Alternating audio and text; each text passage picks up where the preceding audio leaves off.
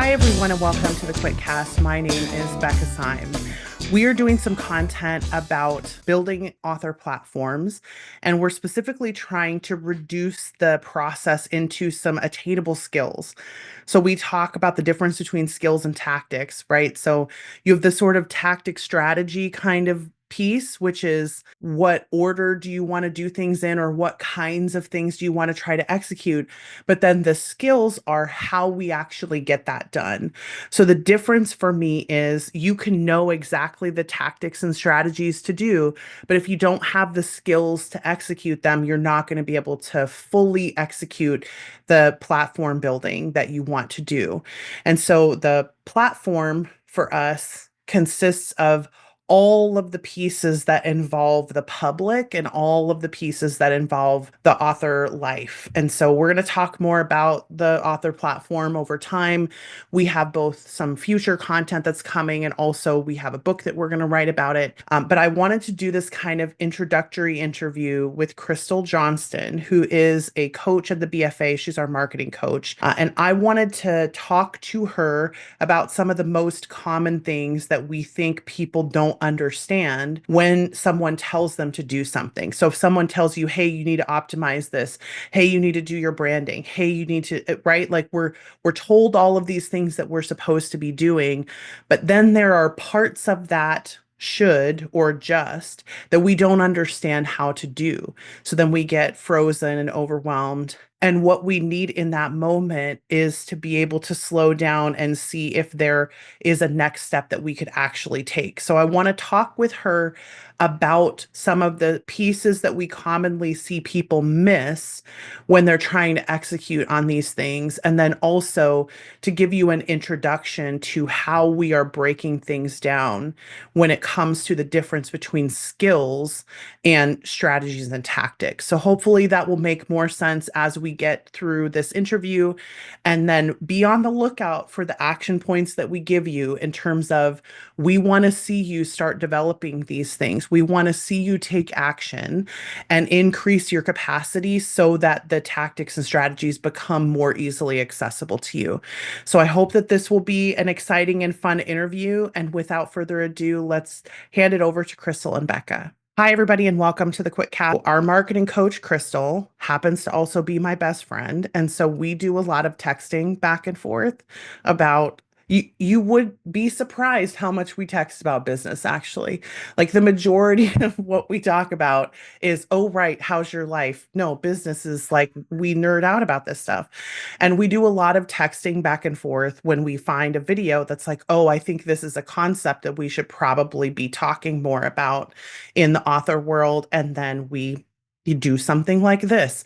So recently, I came across a video about optimization. And because Crystal and I had just finished this AMS optimization workshop, which was phenomenal, and we will link to it in the show notes. But because we had just finished it, I sent this to her and I was like, this is the thing that we were talking about in terms of optimization, about you just don't know what's going to hit. And the mythology, I think, behind platform building is that there is a specific best practice way to do it that is so well taught or so well understood. And if I could just know what that process was, that somehow I would be able to do this magical thing that everybody talks about doing. But if you actually speak to people who have built their platforms, and Crystal and I were just sort of joking about this, most of them are self-taught. Like most of them are learning this by just sort of falling face first into different things, coming across random videos or random courses that teach them one or two nuggets and figuring it out in their own learning curve, which is what Crystal did. It's what the majority of people do. And this video was one of those examples of something that I thought, we've got to talk about this. So the video itself was It was funny. She sent me the video and I immediately knew who it was because I watched the podcast and I was like, oh no, he's amazing. yeah, And so it was the guy was talking about the podcast though. yeah. And so he was talking about the optimization that the Diary of the CEO guy does for his podcast and how he takes 100 different YouTube uh, what are they called? Thumbnails. Thumbnails, and he tests 100 different ones. So he takes three different facial expressions. He took like 20 or 30 different quotes and mix and matched and ran all of that so that he got the absolute highest performing He tested for everything, his right? podcast. Hmm. He paid because he even said, he's like, yeah, I spent, $200-300 and or 500 bucks, and I now have the best one. Yeah. And that was how he chose the thumbnail for every single podcast. Yeah. Yeah, we talked about this in the optimization workshop about how when you are um, when you want something to sell better than it is. I think there's this idea we have that there is a best practice out there that you could just learn, right? That you could be like, okay, every single time you do a hook, it looks like a Mad Lib, right? It's like noun and then adjective and then power word and then question mark. And every single time you do a construction like that, that's going to be the quote unquote best way to do it. But Right. essentially, what they're talking about in this video, which is again, like, this is one of the primary skills of being able to build an author platform, is the patience that it takes in order to do some of these optimization tasks. Like, if you don't have patience, then Mhm. optimization is not going to work for you, because Right. patience is the foundational skill for optimization. Because if what you want is to sell better, you have to be willing to go through all of these iterations to figure out, because there is no magic formula out there that's No. a Mad Libs formula for how to write hooks. So much of what you have to do is do 1,000 of them and then test them. And again, this is to say, let me caveat this. If you want to optimize, right? If Right. what you want is to optimize, Yeah. and not every single person needs to be doing optimization. That's one of our primary messages at the BFA is you Hmm. have to pick and choose what parts of this process you are going to be great at, because nobody's going to be great at every single one of them. Hmm. But there are reasons why when people are doing optimization, they are not guessing, they are Yeah. testing and they are evaluating, because Well, yeah. so like, because I watch the podcast regularly, especially when he has entrepreneurial people on there. Um, and he had somebody on there that I adore and watch all the podcasts, Daniel Priestley, very Mm, entrepreneur guy. But they were talking about testing for their books when they were releasing books because the CEO guy is writing a book. And so he's testing titles right now. He's testing titles for that book. He said he has 50 titles he's mhm. testing, and he's gathering, emails so he's using Facebook ads. He said it. He's like, I'm using Facebook ads to see what appeals to the people looking for the thing that I'm offering. And so, and then he's like, oh, yeah, 17% clicked on this title, 25% clicked on this title. So he's looking to optimize something just like that. Right, I but had a through data though, like through right data. through And data. I think He's not trusting he's this is not what it's going trusting to his be. own instinct.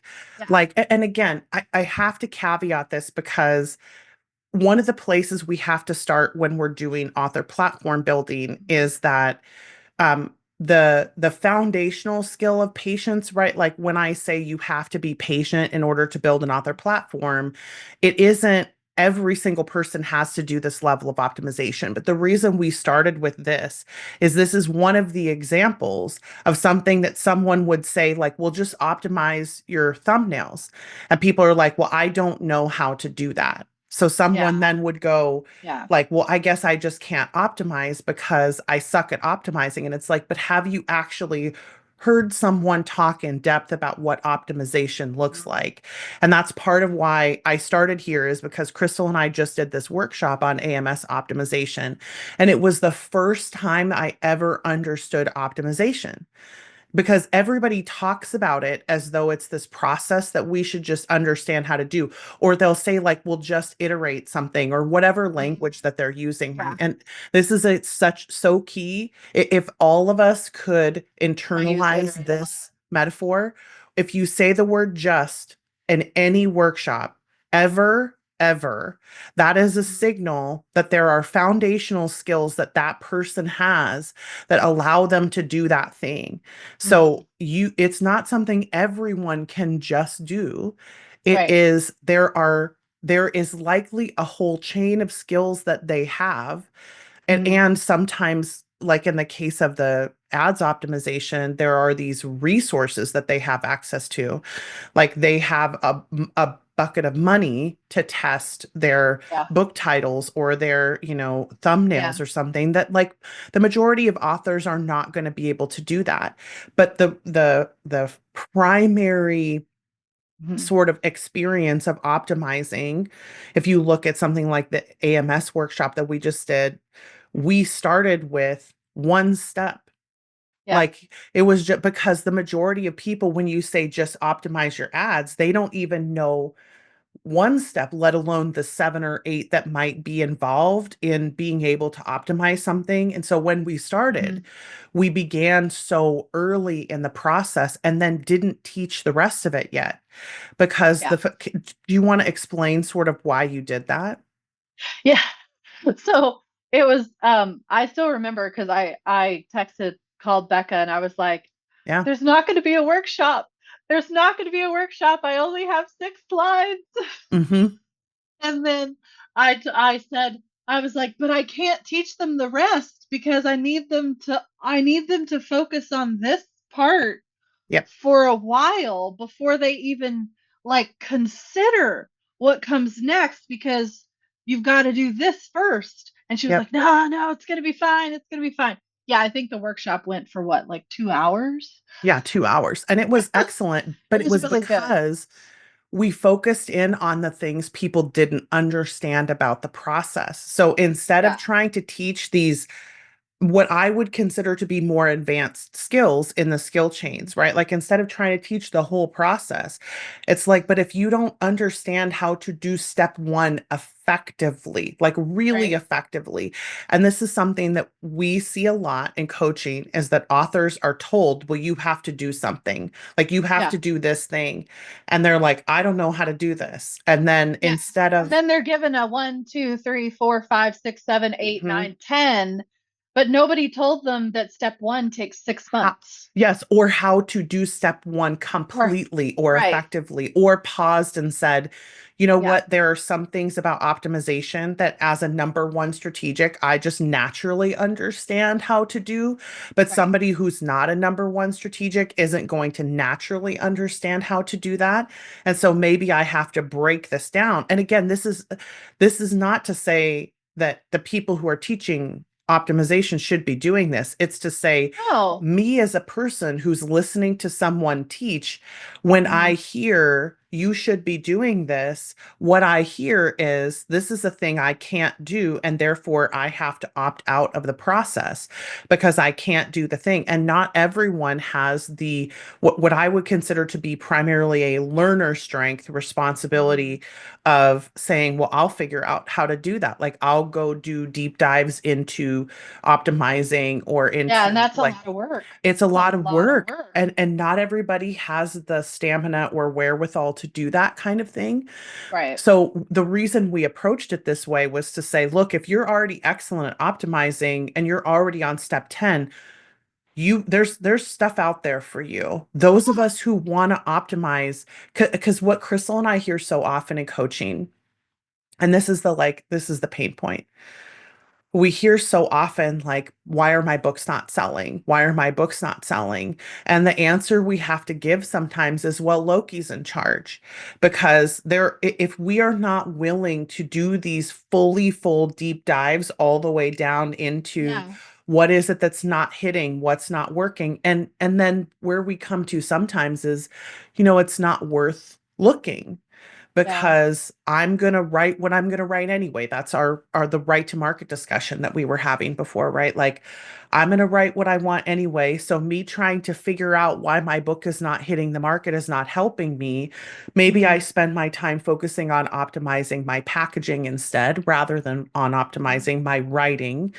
And then I try to make sure to find the absolute best audience for the people that I'm writing this book for that possibly exists. We talked about that in the optimization workshop.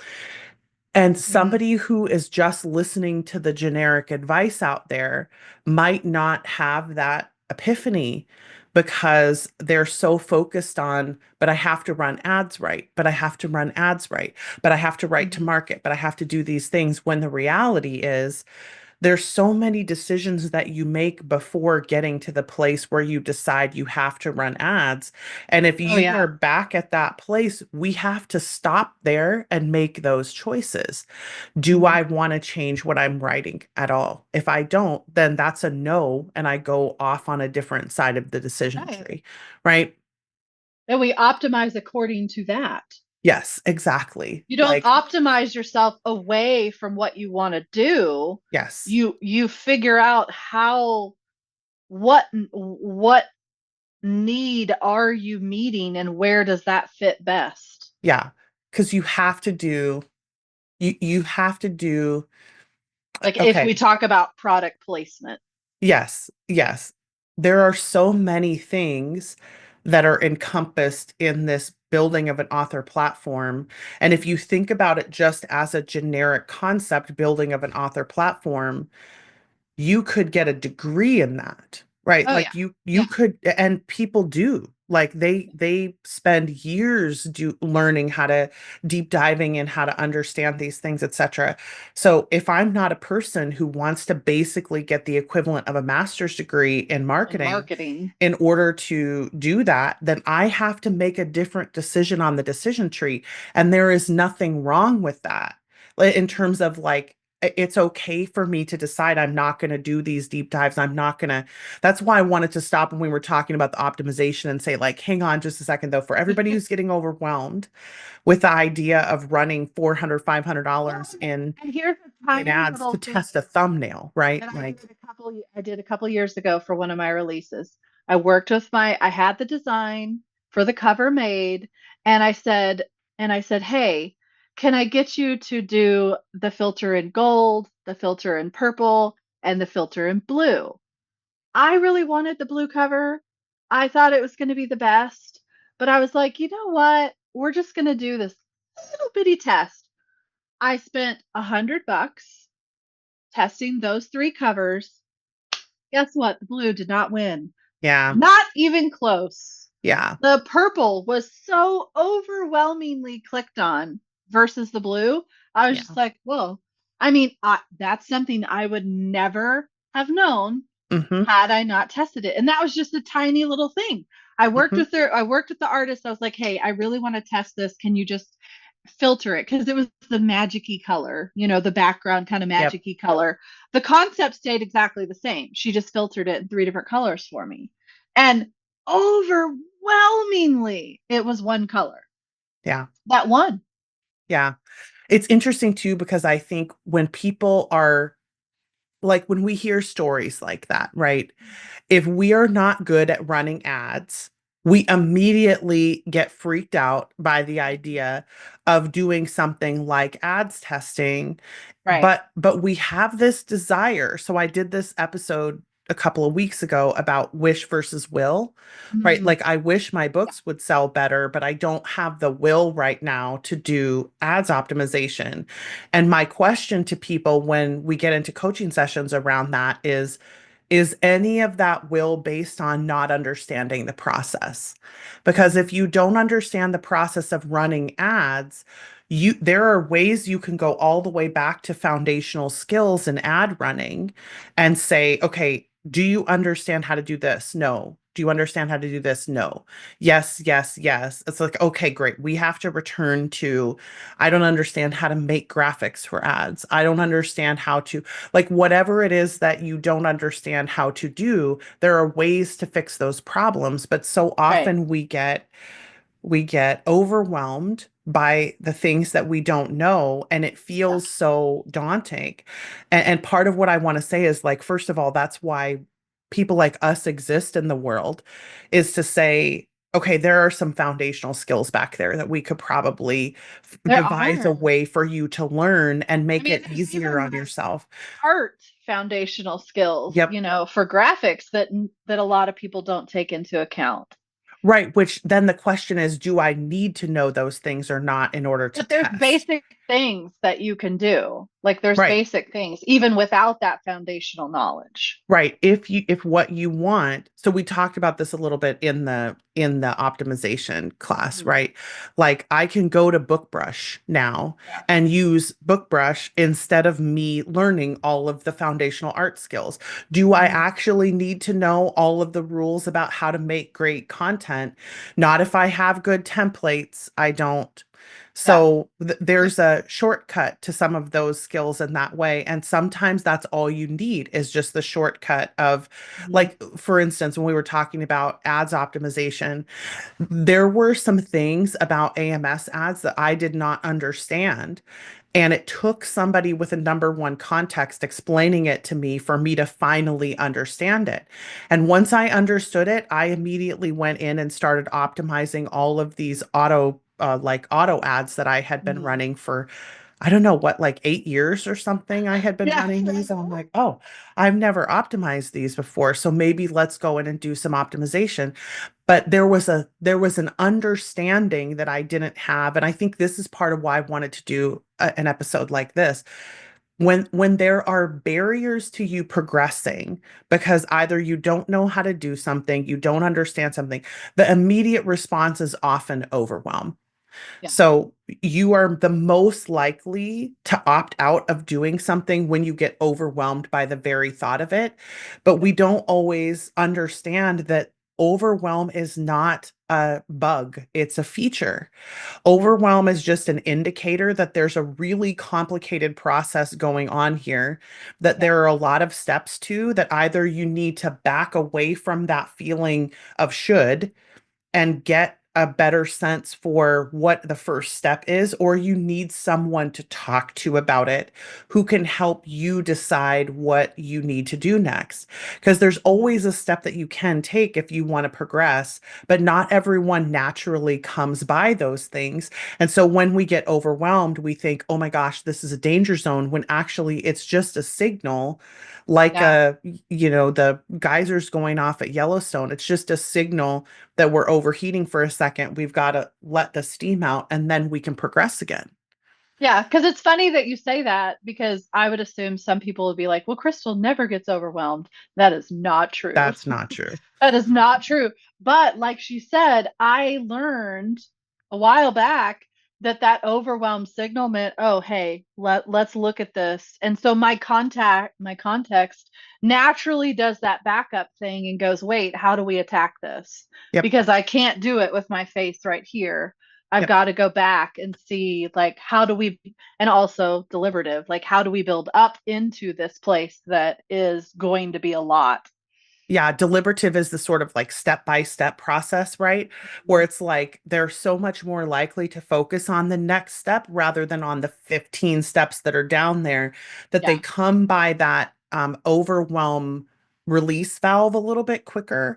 But then Hmm. all of us can sort of learn from that deliberative process, right? Where we say, okay, I may not naturally come by this, but I know that it's okay. I know that Hmm. feeling Yeah. overwhelmed is not a bad sign, because every time I solve the overwhelm, I always recover from it. And I know that I can take forward motion again. And that's why I use the geyser metaphor in the Hmm. Antidote to Overwhelm book, which is that now that it's released, it's called Energy Management for Writers. So if anybody goes looking for Antidote to Overwhelm, it doesn't exist anymore. Yeah. But I talk about that release valve as being just an indicator. So Hmm. rather than thinking that it is a signal that I will never be good at this, that I can't do this, Right. like we have an episode coming up in a couple of weeks called Can't versus Can't Yet. And this is the foundational skill of can't yet thinking. It is the overwhelm is only a signal that I need more time or more attention, and that belief that if I just give it the time that the process will happen, right? Like the Mm-hmm. trust the process kind of concept, then all of a sudden I have more hope for what can happen in the future. So when I Yeah. go to someone and I say, "Hey, my books aren't selling," and they're like, "Well, change all your covers," that feels like a really big investment when we haven't done some of these other Mm-hmm. questioning pieces, one of which might be, do I actually need these books to sell right now?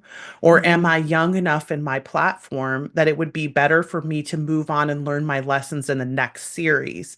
Like, learn the lessons of how I packaged these right now, but not necessarily repackage them again, and instead move on to the next series and Mm-hmm. apply my packaging lessons learned to the next series instead. And I think Right. so many of us are so hyper focused on things selling right in this immediate moment. Like, I Well, have to make this work right now. and statistically, your new stuff is going to have a better chance than old stuff, 1,000%. 1,000%. no matter how good it is. Because something happened and we don't Yep. always know what it was. We don't Right. always have the insight to be able to say, well, I released on the wrong day, or the algorithm broke down, or, Yeah. whatever. I had the wrong cover, etc. We don't always have that level of insight. But what happens is the algorithm has learned from what happened, and we would have an easier time trying to apply all of our lessons to a new series Yep. than we would trying to revive something, Yes. like that's happened in the past. So again, Yeah. it's not to say it's worthless to try to optimize No. something that's already out. It's to say, have you actually asked yourself the question, is this beneficial for me to do or not? Because if Mm-hmm. some of it is not actually beneficial for me to apply my learning to the current series that I'm writing, it would be more beneficial for me to learn everything I can about what has happened, to try to Mm-hmm. understand the patterns behind why these decisions got made, and why they happened the way they did, and then apply all of that to the next series rather than Yeah. trying to force things to sell But that that comes right aren't back to the selling. patient's It problem. comes back to the patients, which again, like, this is what is so painful about this industry, is Mm-hmm. that it does actually take a long time to get data. And Mm-hmm. we talked about this a little bit when we had Nat Connors on from Kindle Trends, about the way that when you're constantly making adjustments inside the cockpit and you're following the You don't know needle, what does you what. don't know what worked and what didn't, because you're not committing to any one strategy. And Yeah. so people are so terrified of not selling because they think that it means something for them to not sell right now. And I'm Mm-hmm. always trying to parse those into, okay, does it actually mean something? Like, Mm-hmm. are you going to lose your house, let's say? Like, if you've already been selling and your mortgage is required to pay your bills, and you are relying currently on the writing income, and Yeah. for some reason you've made some mistakes in packaging or whatever, and now the income is going away, which happens so much less often than people think that it will. Like, they're so Mm-hmm. scared to make mistakes, and they don't realize that if you are doing everything right, it's so much more likely that you won't be making those kinds of adjustments in a Mm-hmm. very short term. They will be coming over the course of time. Accepting the fact that we're in a weird vortex right now in April of 2025, there's just a little bit of difference, right? But from where we are now. But generally speaking, you will see some of these things coming and have the chance to make adjustments if you're in that spot. But unless you are in that spot, there is no reason that is reasonable to be Mm-hmm. terrified of not selling. If you are terrified of not selling, there's something that we need to do in terms of regulation, like internal regulation and healing, that Mm-hmm. and this is the thing people don't like to hear, because they want to solve the selling problem right now. They want that fear to go away, and they don't realize that the selling changing is not the thing that's going to save them from that fear. It's just going to hold it off, right? Because Mm-hmm. eventually, that fear is going to come back for you. Even Yeah. if you start selling right now, as soon as you stop selling, that fear is going to come back for you. And no career sells at a high enough level for long enough that you're ever going to outpace that fear. You Yeah. need to heal it and deal with it. And that's the thing that nobody wants to listen to, right? So, for those of you who are looking for action points, and you know that I am in it for the author for life, right? Like I always point to this thing behind me that says author for life on the wall. Like I want us to be in this for the long term. And so if you are having that level of fear about not selling, that is something that needs to get addressed right now. And it probably needs either some individualized learning plans for yourself, which we can talk about at some point or talk about in coaching, or you can ask in a Q&A or group session or something like that from me, or get individual coaching from me or from one of the coaches. Or you can go and see a therapist, because I think this is the piece that we don't really want to hear, which is if I'm so consistently struggling to have that kind of emotional regulation that allows me to have a long-term career, I want to try to fix the career instead of fixing the regulation. And what I'm telling you from an action point perspective is you actually need to fix the regulation stuff. You need to work on healing those parts of yourself that are continuously triggering that level of terror. And I'm trying to be as kind as I can about this, because I know this is a pain point for a lot of people, but I'm just going to say that's one of the action points for me for sure about regulation. The other action point, though, that I'm going to encourage people to do is, if you've heard us talking about optimization and you haven't yet watched Crystal's workshop, it's free. You don't have to sign up for anything. We'll give you the link. You can just watch the video, and you don't ever have to do anything of ours ever again. But I think for some of us, that's going to solve the skill gap for why we struggle to work on optimizing, is that we just don't understand the process well enough. So I'm going to put the link in the show notes so that you can watch that. And then Crystal and I are going to move on to the next topic that we want to discuss about building an author platform, which is, well, and actually, let me caveat this really quick too. The reason that we didn't do a big preamble at the beginning about what we were going to talk about is that I knew I wanted to just have a free flowing discussion about this. And as we were discussing, we came up with a couple of things like, I want to highlight these two things. But this is such a huge topic, right? Like this is a giant topic. We're doing a Q&A workshop on this. And again, these workshops that we do are always free. But we're doing a Q&A about this particular topic in a couple of weeks. And then Mhm. once that's done, you'll be able to watch the replay of it. And so I want to encourage everybody, if you have questions about this, I need you to come to the workshop and ask them, because the workshops are always better when people have really good questions. And that's why the AMS workshop was so good, I think. Yeah. But so that's one of my suggestions for people, I think, is to come and check that out. And then we are going to be doing more content about this. We have a Kickstarter that we're going to launch. We have a book that we're going to write. But our goal, I think, in the future of the BFA is to do a lot more of these skills sets, content development things, where we're talking about the 7 skills of something or whatever, blah, blah, blah, because there's so many things in the author world that people are not executing on because they are missing a foundational skill early on in the process that they need to work on so that they'll be able to execute on those skills. And so our goal is not to teach you how to optimize in the sense of, like, we're not trying to teach you strategies for optimization. We're actually trying to teach you the foundational skills that you need that you may not have in order to Mhm. make optimization work for you. So I Mhm. think there's a big difference between those two things.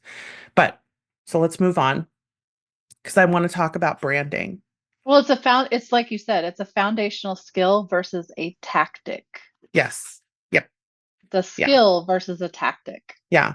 Because you have to have more increase in skill, most of us, in order to be good at the tactics. And Hmm. that's part of why the tactics feel like they're not working for us, is Right. because there are these very small skill sets that Hmm. people don't realize. And usually what I see happen is that they are uh, strength related, Yeah. very, very intact skill chains that the individual who's teaching has a strength that explains that Yep. intact skill chain that Yep. allows them to do this on their own. It allows them to be very excellent at this.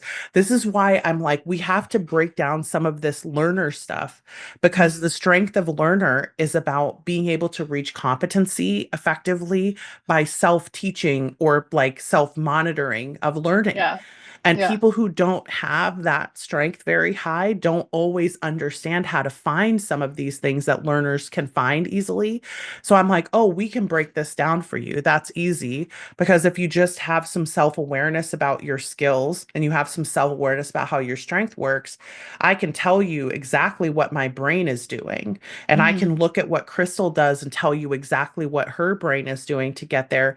And if you don't have the ability, this is why in the optimization workshop, I was like, everybody needs a context person to talk to them about some of these topics, because what's missing for a lot of us is the foundational understanding of why we are doing it in the first place and why the process matters to be done in this particular way. And when you finally find somebody who is Hmm. able to break that stuff down in a way that a lot of strategics just understand without needing to explain it to people, right? Hmm. It's like, why am I even doing this? Why is this number even important? Why is this thing, right? Like it's very, Yeah.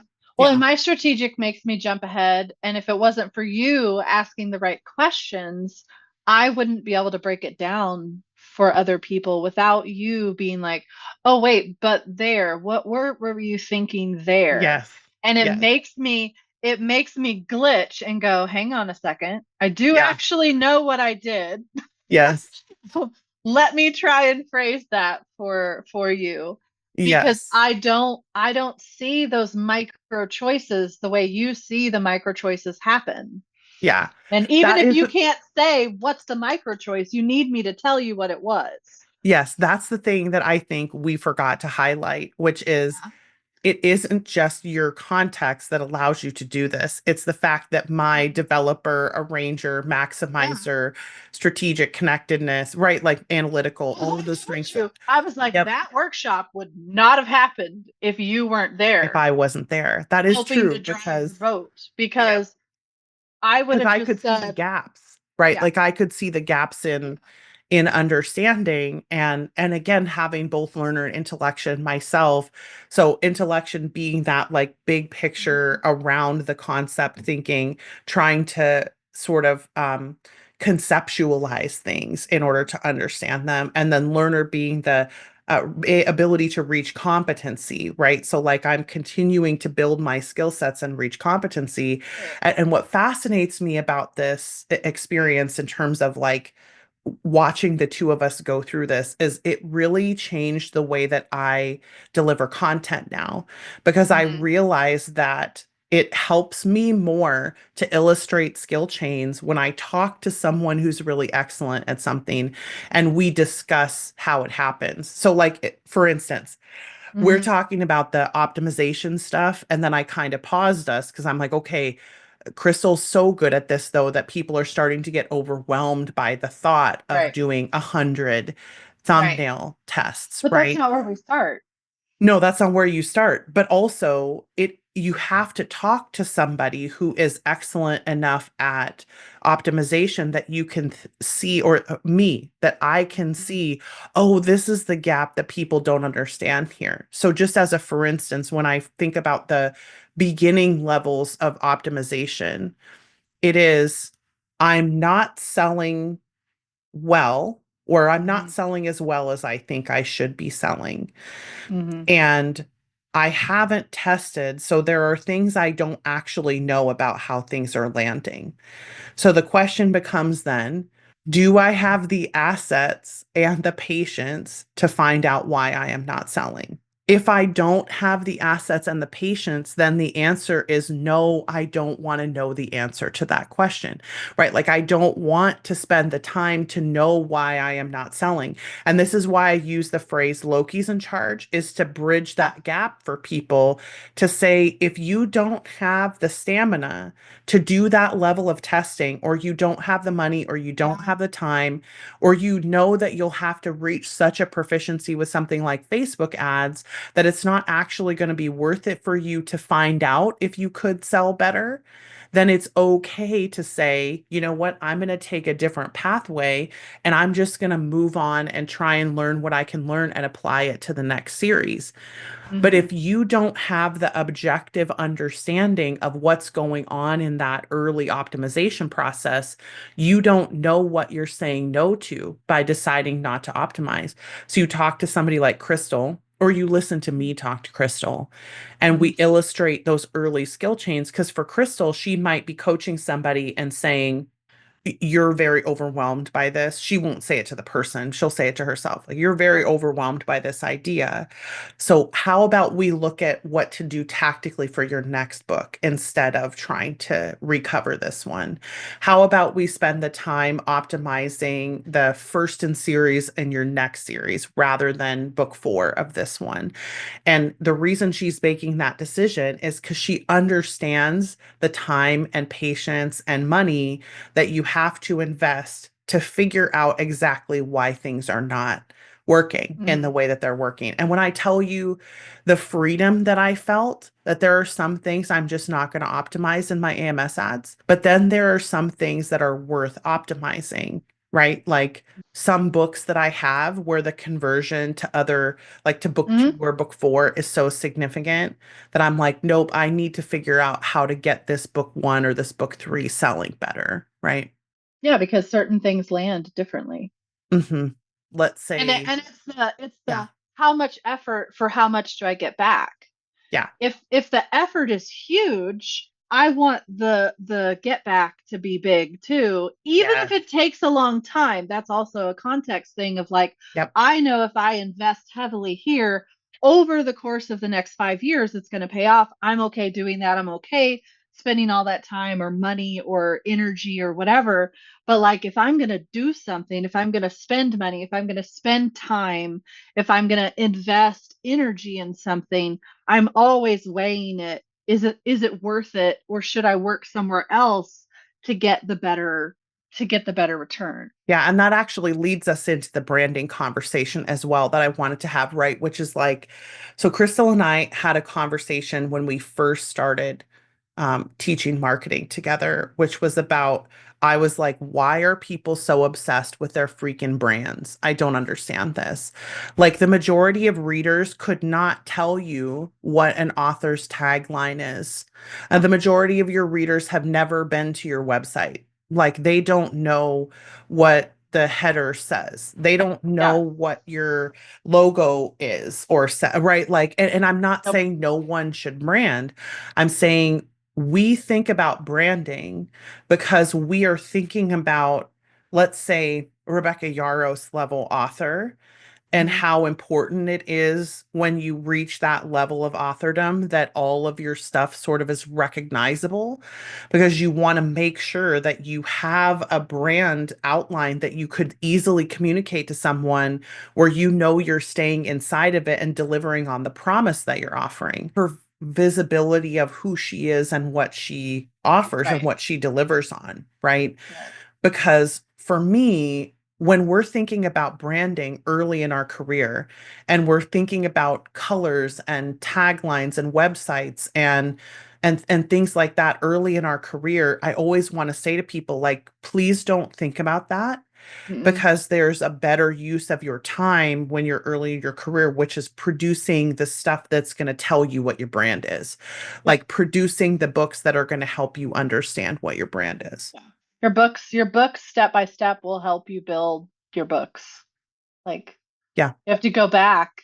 You have to look at how you wrote the books and what you're writing and Yeah. why you're writing, and then you eventually are going to see the patterns. But the patterns don't emerge until you've done things. Yes. Yeah, this is the piece, is like, It's not It's important to know what your brand is it's until such a you can rare author see that what comes your out of the brand is. gate with a Yep. brand. Like Yep. it's so rare. Yep. Even the BFA, like people think about things like question the premise Hmm. or like as like the thing that I say all the time, or they think about QTP, or they think about what to quit, what to keep, what to question. That Hmm. was all 6 years into me doing this. Yeah. Like I had someone who designed my website who was a client who Hmm. designed the website because she had consumed a bunch of my content. So while people now are like, "Oh, that blue always makes me think of you," or that Right. the picture Right. of the airplanes or the light bulb or something like that, it's like, right, but that was 6 years of content delivery that somebody consumed a number one context, by the Yeah. way. I'm just gonna, it wasn't Crystal. No, It it wasn't. wasn't Crystal, but it was a number one context, and they had Mhm. consumed enough of my stuff that they could tell me who I was. Right. And I couldn't have done that early in my career. And I kept trying to do it. If you Mhm. could have heard some of the stupid ideas of like company names and branding taglines and stuff that I had. And it wasn't until I think I had already coached like 3,000 authors before I Yeah. actually wrote the Quit book and then became and started the Quitcast and Mhm. became the thing that everybody knows me as today. And it emerged out of an Yeah. entire volume of things I had already Work. created because I didn't know who I was until I had done that. And Hmm. so me trying to push myself to understand my brand well enough when I had not spent enough time as myself yet to understand who I really was. Because this is the thing, and I'm almost 100% sure Crystal will agree with me about this. It does not matter who you think you are. Hmm. It only matters who the people that consume you think you are. That's the Yeah. only thing that matters in terms of like your actual brand. You can think you are all kinds of things. You Yeah. can think whatever you want about yourself, Yeah. but I it's can what, think that the yep, blue cover is the best. yes, It but didn't matter. It wasn't. it turns out that the volume of your fans Yeah. think that purple is better. Yeah. Yeah. Yeah. That's Okay, why my so website's purple. No, I'm just kidding. yeah, yeah, yeah. No, I think that's wise. Okay, so obviously we could talk about this for years because we do. We talk about it nonstop all the time. Oh yeah. This is the clean version of the Crystal and Becca about the industry podcast, by the way. We're not going to Yeah. call it that, but this No. is we decided not to swear this time, not intentionally, it just happened that way. Mhm. It makes me want to swear really quick just for good measure. But this is the Crystal and Becca about the industry podcast nod because we actually decided not to do that podcast anymore, specifically because it felt like we had gotten out the thing that we Yeah. were frustrated about, which is that it just feels like so many people feel so incompetent and so many people don't understand how to do the things they need to do to make themselves into the author they want to make themselves into. And so, what I'm going to encourage us all to do in terms of action points is if you have more than 5 books out, I almost said more than 10, but I think 5 is probably a pretty safe number. And you have people on your newsletter. I want you to just send out a newsletter asking them, who do you think that I am? Like, how would you communicate what you like about my stuff to other people? And you can offer a free thing if you want to. We did this thing recently where I gave away Oreos that had my face on them. And we had a little, Question.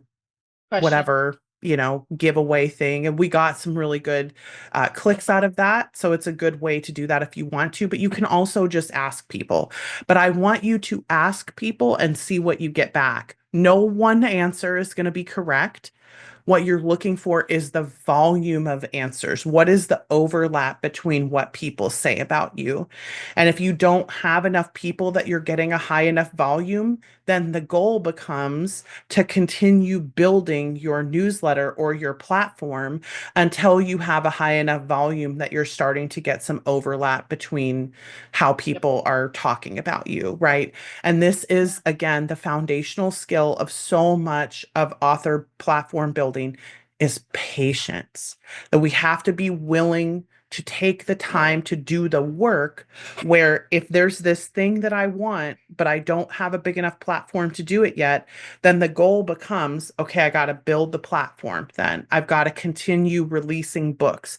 I've got to Mhm. continue doing newsletter swaps. I've got to continue running newsletter ads or writing books and then having my newsletter link in the back.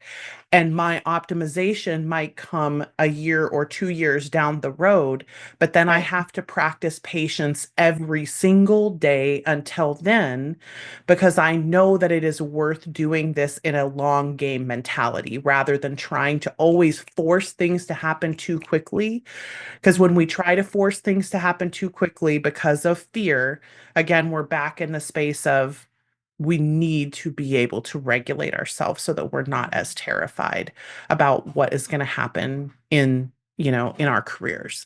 Whether you do any of the action points that we have suggested, right, or not, we do have another opportunity to do some learning about this if you'd like to come to it. The workshop is free. You don't have to sign up for anything in order to get it. This is not a lead magnet of any kind. Mhm. We believe fundamentally, and by the way, this guy on the Diary of the CEO, who's the Yes. specialist, like agreed with me about this. And I'm like, thank God somebody's finally talking some freaking sense. I almost swore. Um, sorry. I don't know what. It was Daniel. It's Daniel Priestley though. He was the Yeah. one. He was the guy on the podcast I was watching. He was giving these like 5 different ways that you could possibly, right, create this long term. And we'll link to the For the podcast podcast. episode in the show notes if anybody wants to watch it, because Crystal just loved it. And when she loves something like this, it means there's some nuggets in there that some of Mhm. us, especially those of us who are at a more advanced stage, Mhm. probably need to listen to this, because that's the level of listening you have to do when you're more advanced, is you have to go outside the industry usually to find some things like this. Well, and So I've read Daniel's book too. yeah. Oversubscribed. Highly recommend. Yeah, so we will link to that in the show notes so you can watch it. So he actually agrees with me Mhm.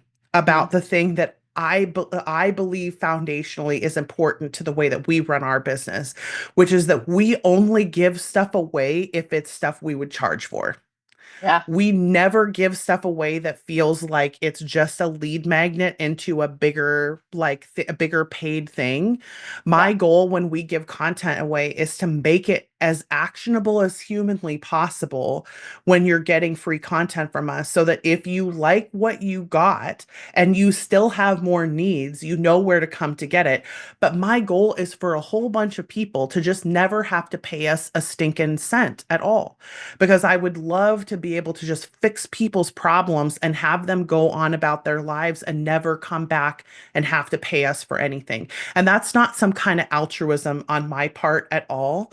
It's because if all you actually needed was one piece of information, like all you needed was just one random offhanded comment that I would give to people if I was talking to them at a table at a conference, like just randomly out at lunch, Mhm. then there's no reason for me to make you pay for that one morsel of Right. thing if it's something that doesn't cost me anything to give you, if that makes sense. If I have to sit down and intentionally optimize something for you, like I have to listen to you talk and we have to dig into your strengths and I Yeah. have to do a lot of like analyzing and understanding, then that's worth you paying me money for. Or Right. if I'm going to do some kind of like really exhaustive thing in a conference, where like we're going to run a virtual conference in July and I'm going to do a whole bunch of exhaustive content delivery. We're delivering a system that is proprietary to me, that I think is really important for people to understand how it fits contextually into their author career. Like that kind of stuff. I'm like, okay, yeah, you should pay for that, because that also shows an investment of your time and my Mhm. time, and we both meet in that investment space and then we exchange something. But if it is not necessary for you on a level where I think that you have to pay in order to value the investment for yourself, then I genuinely believe that giving away the good stuff is important. And the dude on Yeah. this podcast said the exact same thing. And I'm like, yes, this is important for me. When we do free workshops, they are not lead magnets to anything. They are good content. They are things that we believe in a lot. They're just things that we think are not necessary because it's probably going to be some stuff that you've heard before. But each person is going to get one little nugget out of it and have one experience, and that's going to be a good use of their time. Because again, your time listening to us, Right. your time listening to me is also an investment, right? Oh So, yeah, 100%. yeah. So we're launching a Kickstarter in May. We'll put a link to that follow page in the show notes just so that everybody has that. And then next week on the Quitcast, we're going to start launching into some of these deeper dive mindset things. So I'm really excited for that because I think this is what it's going to take for some of us to internalize some of what we talked about today. So my Mhm. goal in the Quitcast the next couple of months is to start doing some of that. We'll return to some of the character stuff later, but I want to do some kind of deep dive mindset stuff and like practical application stuff. So thank you so much for being here, Crystal, today. This Yeah, this was was great. fantastic as always. And you can also get micro coaching and coaching with Crystal on the Patreon if you want to. You can talk to her about ads, about marketing, launching, branding, whatever you want. Mhm. But I consult with her. So I will co-sign. I think she's brilliant. So thank you Yeah, for being here.